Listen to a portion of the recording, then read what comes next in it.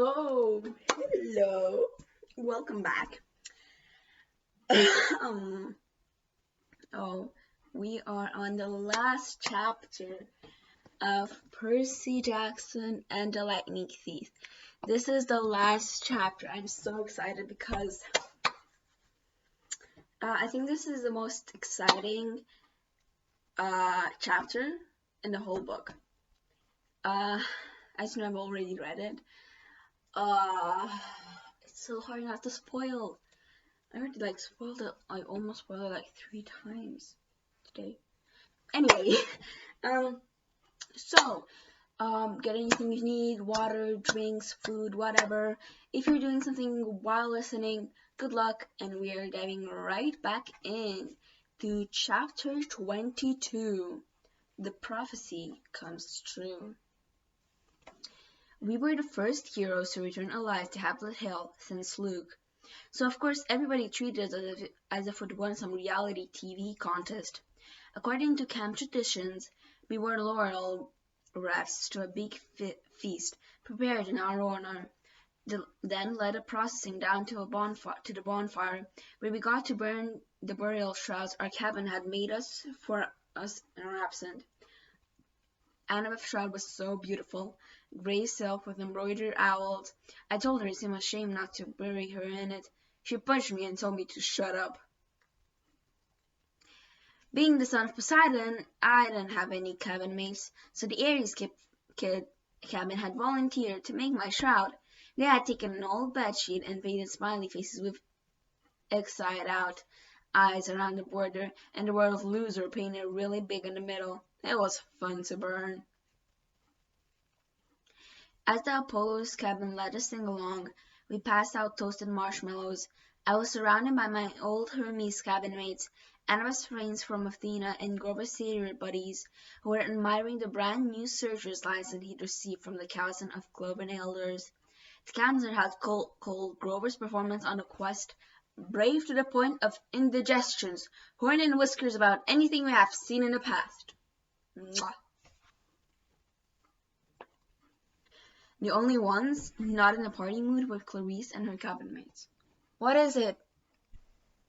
Sorry. Whose poisonous looks told me they'd never forgive me for disgracing their dad. That was okay with me. Even Dionysus' welcome home speech wasn't enough to dampen my spirits. Yes, so the little brat didn't get himself killed, and now he'll have an even bigger head. Well, who's after that? In other announcements, there will be no canoe racing this Saturday. I moved back into cabin 3, but it didn't feel so lonely anymore. I had my friends to train with during the day. At night, I would lay awake and listen to the sea, knowing my father was out there. Maybe he wasn't quite sure about me yet. Maybe he even wanted me born. But he was watching, and so far, he was proud of what I'd done.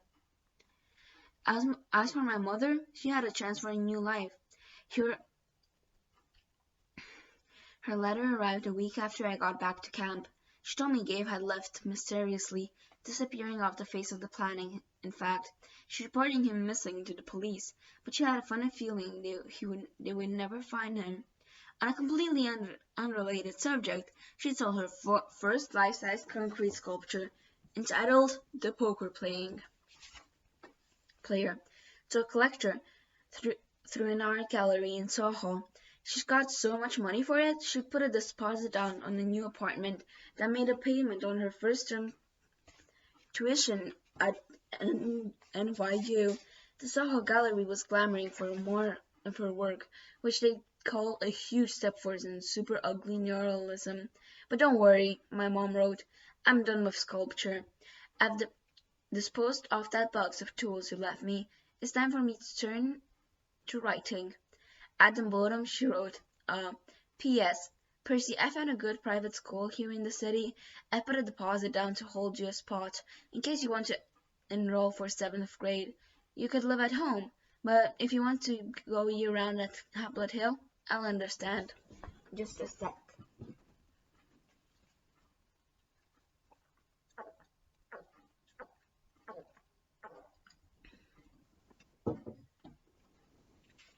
Sorry, this is the first chapter. third chapter I'm doing today, and my voice is really hoarse.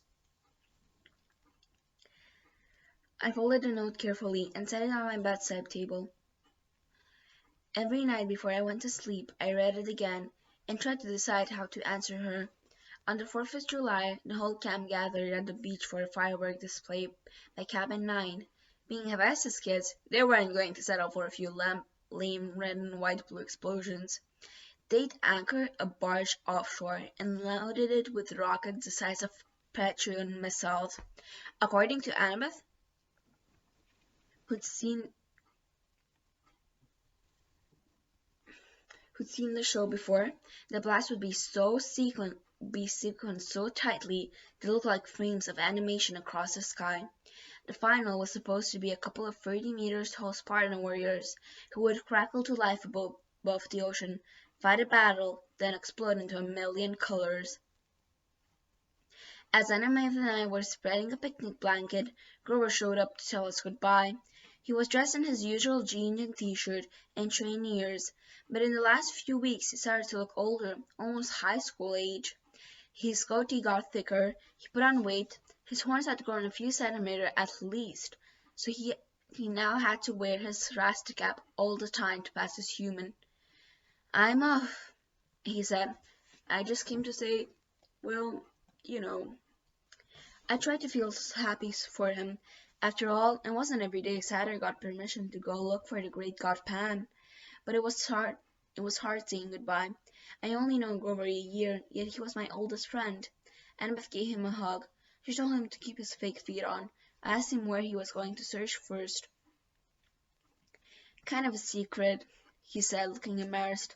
"I wish you could come with me, guys, but humans and Pan—" "We understand," Annabeth said. "You got enough tin cans for the trip? Yeah? And you remember your reed pipes?" "Jeez, Annabeth," he grumbled. "You're like an old mama goat." But he didn't really sound annoyed. He gripped his walking stick and slung a backpack over his shoulder. He looked like a hitchhiker you might see on American Highway. Nothing though like a little runty boy I used to defend from bullies at Yancey Academy. "Well," he said, "wish me luck." He gave Annabeth another hug. He clapped me on the shoulder, then headed back through the dunes. Fireworks exploded to life overhead. Hercules killing the Nemean lion, Artemis chasing the boar, George Washington, who by the way was the son of Athena, crossing the Delaware. "Hey, Grover," I called. He turned at the edge of the woods. "Wherever you're going, I hope they make good enchiladas." Grover grinned. And then he was gone, the trees closing around him. We'll see him again," Annabeth said. I tried to believe it. The fact that no searcher had ever come back in 2,000 years. Well, I decided not to think about that. Grover would be the first. He had to be. July passed. I spent my days devising new strategies for capturing the flag and making alliances with the other cabins to keep the banner out of Ares' hands. I got to the top of the climbing wall for the first time without getting scorched by lava. From time to time I'd walk past the big house, glance up at the attic windows, and think about the oracle. I tried to convince myself that its prophecy had come true. Complexion. "You shall go west and face the god who has turned." Been there, done that, even though the traitor god was turned to be Ares rather than Hades. "You shall find what was stolen and see it safely return." Check. 1 master bowl delivered, 1 helmet of darkness back on Hades' oily head. "You shall be betrayed by one who calls you friend." This line still bothered me. Ares had pretending to be my friend, then betrayed me. He must be what the oracle meant. "And you shall fail to save what matters most, in the end." I had failed to save my mother, but only because I'd let her save herself, and I knew that was the right thing. So why was I still uneasy? The last night of summer season came all too quickly. The campers had one last meal together. We burned part of our dinner for the gods at a bonfire. The senior counselors awarded the end of the summer beads. I got my own leather necklace, and when I saw the beads for my first summer, I was glad the firelight covered my blushing. The design was a pitch black, with a sea green trident shimmering in the center. The choice was unanimous, Luke announced. This beat commemorates the first son of the sea god at this camp, and the quest he undertook in the darkest part of the underworld to stop a war. The entire camp got to their feet and cheered. Even Ares' cabin felt obliged to stand. Athena's cabin steered Annabeth to the front so she could share in the applause. I'm not sure I'd ever felt as happy or as sad as I did at that moment. I'd finally found a family. People who cared about me and thought I'd done something right. And in the morning, most of them would be leaving for the year. The next morning, I found a form letter on my bedside table. I knew Dionysus might have filled it out because he stubbornly insisted on getting my name wrong. Dear Peter Johnson, if you intend to stay at Camp Half-Blood year-round, you must inform the big house by noon today. If you do not announce your intentions, we will assume you have vacated your cabin or died a horrible death. Cleaning harvests will begin work at sundown. They will be authorized to eat any unregistered campers. All personal articles left behind will be inserted in the lava pit. Have a nice day, Mr. D. Dionysus. Camp Director, Olympian Council, number 12.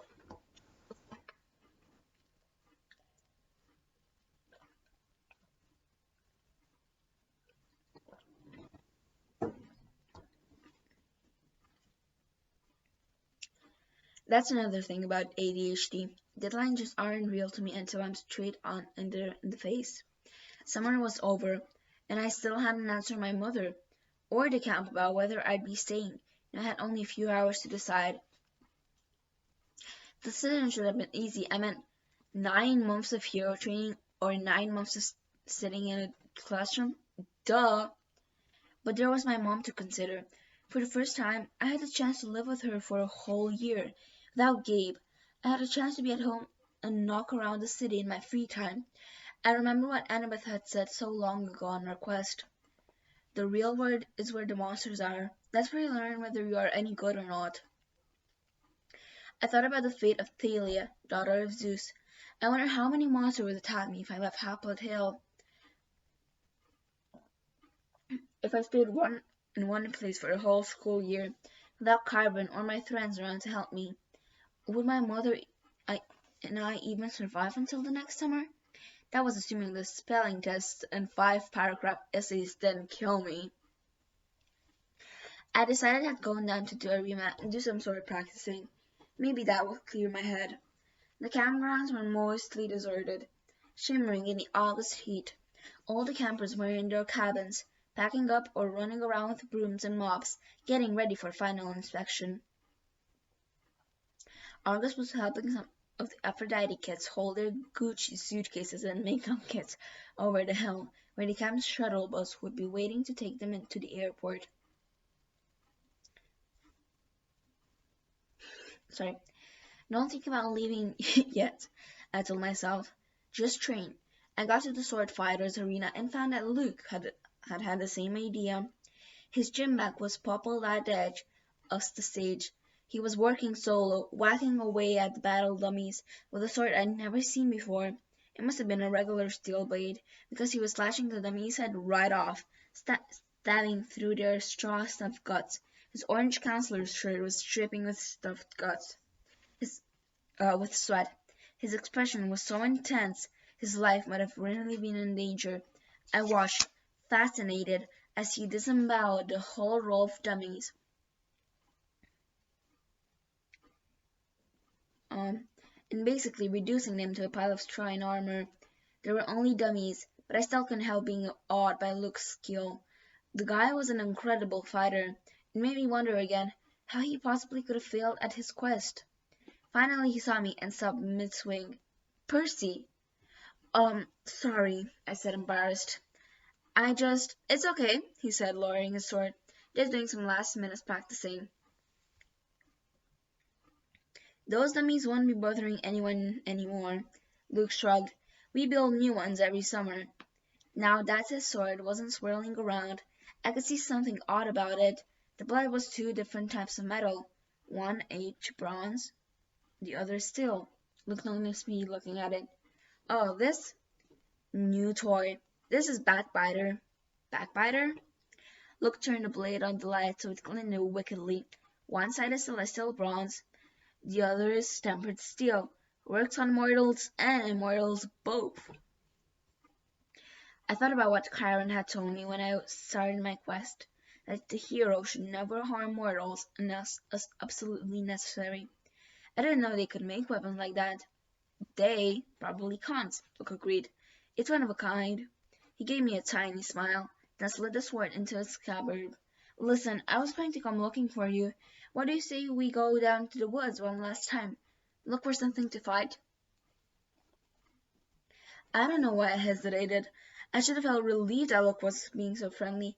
Ever since I got back from the quest, he'd been acting a little distant. I was afraid he might resent me for all the attention I'd had. You think it's a good idea? I asked. I mean, oh, come on. He rummaged in his gin bag and pulled out a six-pack of Cokes. Drinks are on me. I stared at the Cokes, wondering where the heck he'd got them. There were no regular mortal foods at the camp store.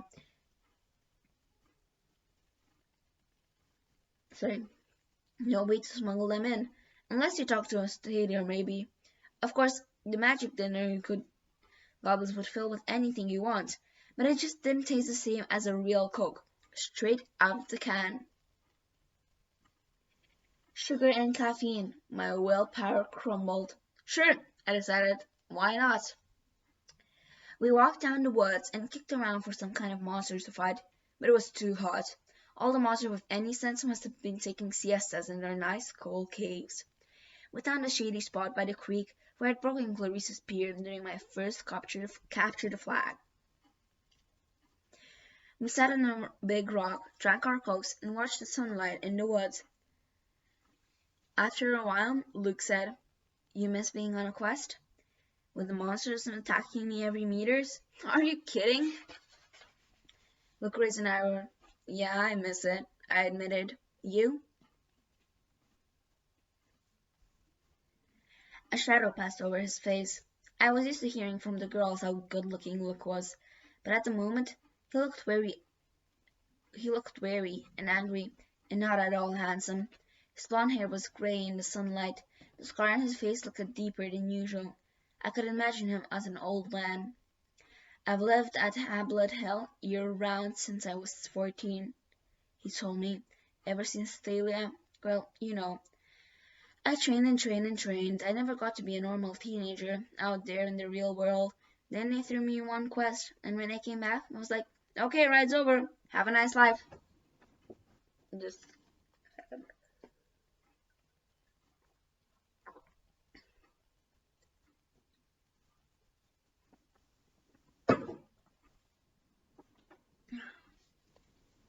He crumbled his Coke can and threw it into the creek, which really shocked me. One of the first things you learn at Camp Haplet is don't litter. You'll hear from the nymphs and the naiads. They'll get even. You'll crawl into bed one night and find your sheets filled with centipedes and mud. The heck with Laurel refs, Luke said. I'm not going to end up like those dusty trophies in the big house attic. You make it sound like you're leaving. Luke gave me a twisted smile. Oh, I'm leaving all right. Percy, I brought you down here to say goodbye. As he snapped his fingers, a small fire burned a hole in the ground at my feet. Out crawled something glittering black, about the size of my hand, a scorpion's. I started to go for my pen. I wouldn't.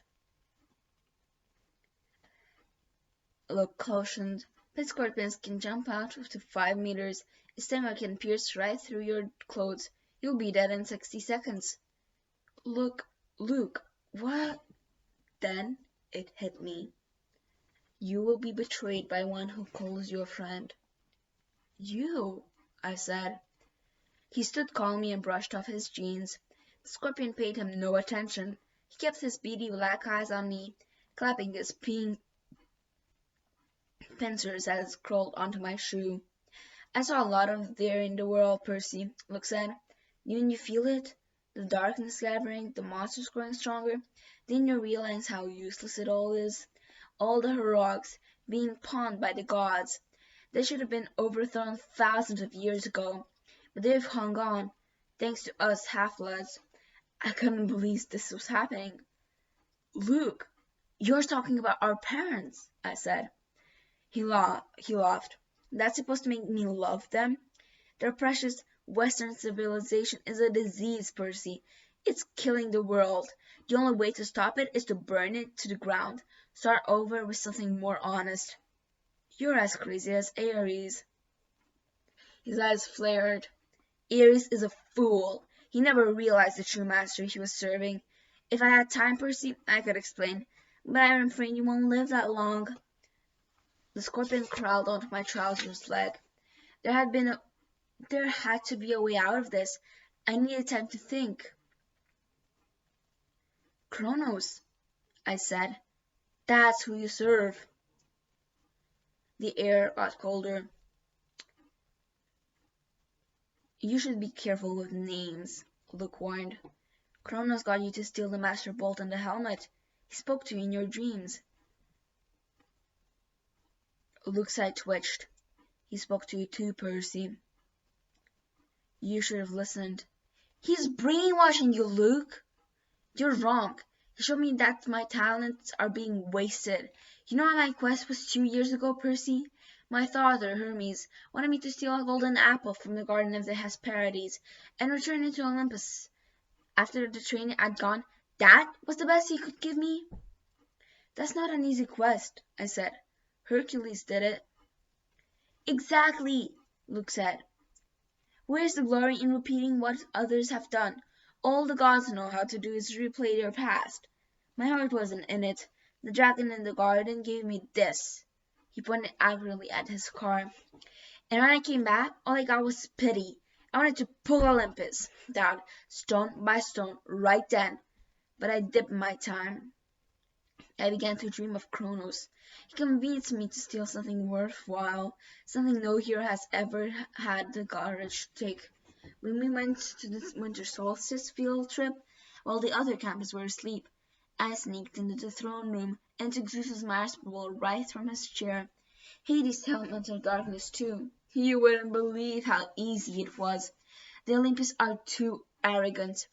They never dreamed someone would dare steal from them. Their security is horrible. I was halfway across New Jersey before I heard the storm rumbling, and I knew to discover my theft. The scorpion was sitting on my knee now, staring at me with its glittering eyes. I tried to keep my voice level. So why didn't you bring the items to Kronos? Luke's smile wavered. I got overconfident. Zeus sent out his sons and daughters to find the stolen Bolton. First time was Apollo, my father, Hermes, but it was Ares who caught me. I could have beaten him, but I wasn't careful enough. He disarmed me and took the items of power, threatened me to return them to Olympus, and burn me alive. Then Kronos' voice came to me and told me what to say. I put the idea in Ares' head about the great war between the gods.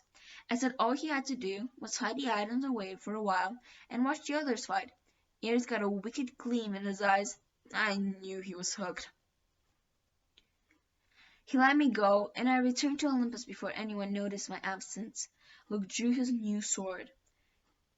He ran his thumb up down the flat of the blade, as if he was hypnotized by its beauty. Afterwards, the Lord of the Titans, he punished me with nightmares. I swore not to fail again. Back at Camp Half-Blood,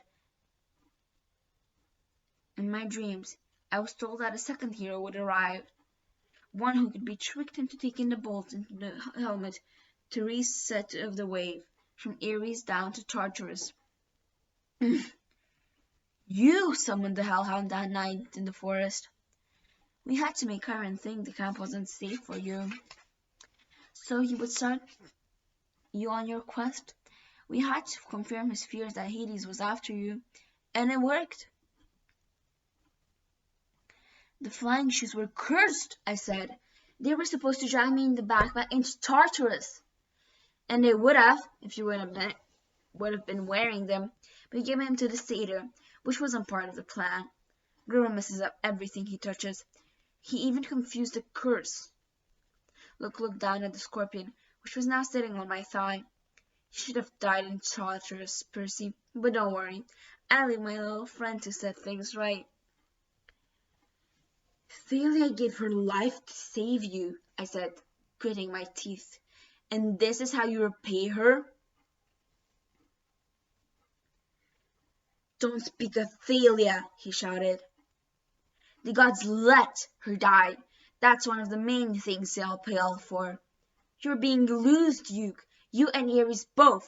Don't listen to Kronos. I've been used? Luke's voice turned shrill. Look at yourself. What has your dad ever done to you? Kronos will rise. Oh, where was I? You've only delayed his plans. He will cast the Olympians into Tartarus and drive humanity back to their caves, all except the strongest, the ones who will serve him. Call off the bug, I said. If you're strong, fight me yourself. Luke smiled. Nice try, Percy. But I'm not Ares. You can't beat me. My lord is waiting, and he's got plenty of quests for me to undertake. Luke! Goodbye, Percy. There's a new golden age coming. You won't be part of it. He slashed his sword in an arc and disappeared in a ripple of darkness. The scorpion lunged. I swatted it away with my hand and uncapped my sword. The thing jumped at me and I cut it in half in midair. I was about to congratulate myself until I looked down at my hand. My palm had been a huge red welt, oozing and smoking with yellow gook. The thing had got me after all. My ears pounded, my vision went foggy. I stumbled to the creek and stumbled my hand, but nothing seemed to happen. The poison was too strong. My vision was getting dark. I could barely stand up. 60 seconds, Luke had told me. I had to get back to camp. If I collapsed out here, my body would be dinner for a monster. Nobody would ever know what had happened. My legs felt like lead. My forehead was burning. I stumbled towards camp, and the nymphs stirred from the trees. Help, I croaked. Please. Two of them took my arms, pulling me along. I remember making it to the clearing, a counselor shouting for help, the centaur blowing a corn horn. Then everything went dark. I woke with a drinking straw in my mouth. I was sipping something that tastes like liquid chocolate chip cookies. Nectar. I opened my mouth. What am I saying? I was propped up in bed in the sick room of the big house, my right hand bandaged like a club. Argus stood guard in the corner. Annabeth sat next to me, holding my nectar glass and dabbing a wet cloth on my forehead. Here we are again, I said. You idiot! Annabeth said, which is how I knew she was overjoyed to see me conscious. You were green and turning grey when we found you. If it weren't for Chiron's healing... Now, Chiron's voice said. Percy's constitution deserves some of the credit. He was sitting near the foot of my bed in human form, which was why I hadn't noticed him yet. His lower half was magically compacted into the wheelchair, his upper half dressed in a coat and tie. He smiled, but his face looked weary and pale, the way it did when he'd been up all night reading Latin papers. How are you feeling? He asked. Like my inside had been frozen, then microwaved. Eruption. Considering that it was pit scorpion venom. Now, you must tell me, if you can, exactly what happened. Between sips of nectar, I told him the story. The room was quiet for a long time. I can't believe that look. Anna's voice faltered.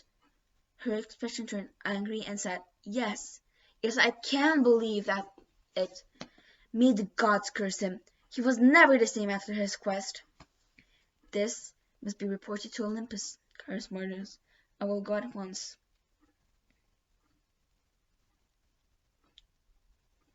Luke is out Luke is out there right now, I said. I have to go after him. Karen shook his head. No, Percy, the gods won't even talk about Kronos, I snapped. Zeus declared the matter closed. Percy, I know this is hard, but you must not rush out for vengeance. You aren't ready. I didn't like it, but part of me suspected Chiron was right. One look at my hand, and I knew I wasn't going to be sword fighting in one anytime soon. Chiron, your prophecy from the oracle. It was about Kronos, wasn't it? Was I in it? In Annabeth? Chiron glanced nervously at the ceiling. Percy, it isn't my place. You've been ordered not to talk to me about it, haven't you? His eyes were sympathetic, but sad. You'll be a great hero, child, but I will do my best to prepare you. But if I'm right about the path ahead of you... Thunder boomed overhead, rattling the windows. All right, Chiron shouted. Fine, he said in frustration. The gods have their reason, Percy. Knowing too much of your future is never a good thing. We can't just sit back and do nothing, I said. We will not sit back, Chiron promised, but you must be careful. Kronos wants you to come unraveled. He wants your life disrupted, your thoughts clouded with fear and anger. Do not give him what he wants. Train patiently, your time will come. Assuming I live that long. Chiron put his hand on my ankle. You'll have to trust me, Percy. You will live. But first you must decide your path for the coming year. I cannot tell you the right choice. I got a feeling that he had a very defined opinion, and it was taking all his willpower not to advise me. But you must decide whether to stay at Camp Halfway year-round, or return to the Mordor world for 7th grade and be a summer camper. Think on that. When I get back from Olympus, you must tell me your decision. I wanted to protest. I wanted to ask him more questions, but his expression told me there could be no more discussions. He had said as much as he could. I'll be back as soon as I can, Chiron promised. Argus will watch over you. He glanced at Annabeth. Oh, and my dear, whenever you're ready, they're here. Who's here? I asked. Nobody answered. Chiron rolled himself out of the room. I heard the wheels of his chair clunk carefully down the front steps, 2 at a time. Annabeth studied the ice in my drink. What's wrong? I asked her. Nothing, she set the glass on the table. I just took your advice about something. You, need anything? Yeah, help me up. I want to go outside. Percy, that isn't a good idea. I slid my legs out of bed. Annabeth caught me before I could crumble to the floor. A wave of nausea rolled over me. Annabeth said, I told you I'm fine, I insisted. I didn't want to lie in bed like an invalid while Luke was out there planning to destroy the Western world. ADHD. I managed to step forward, then another, still leaning heavily on Annabeth. Argus followed us outside, but he kept his distance. Yes? Yeah, I almost finished.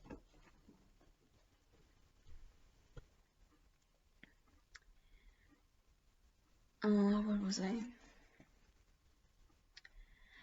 By the time we reached the porch, my face was beaded with sweat. My stomach had twisted into knots, but I had managed to make it all the way to the railing. It was dusk. The camp looked completely deserted. The cabins were dark, and the volley pit was silent. No noise cut the surfing off the lake. Beyond the woods and the strawberry fields, the Long Island Sound clearer in the last night of the sun. What are you going to do? Annabeth asked me. I don't know. I told her I got the feeling Chiron wanted me to stay year-round, to put in more individual training time, but I wasn't sure that's what I wanted. I admitted I'd feel bad about leaving her alone, though. It was only Clarice for company. Annabeth pursed her lips, then said quietly, I'm going home for the year, Percy. I stared at him. At her. You mean to your dad's? She pointed towards the crest of Haplet Hill. Next to Thalia's pine tree, at the very edge of the camp's magical boundaries, a family stood silhouetted. Two little children, a woman, and a tall man with blonde hair. They seemed to be waiting. The man was holding a backpack that looked like the one Annabeth had gotten from the Waterland in Denver. I wrote him a letter when we got back, Annabeth said. Just like you suggested. I told him I was sorry, I'd come back home for the school year if he still wanted me. He wrote back immediately. He decided we'd give it another try. That took guts. She pursed her lips. You won't try anything stupid during the school year, will you? At least, not without sending me an iris message. I managed to smile. I won't go looking for trouble. I usually don't have to. When I get back next summer, she said, we'll hunt down Luke. We'll ask for a quest, but if we don't get approval, we'll sneak off and do it anyway. Agreed?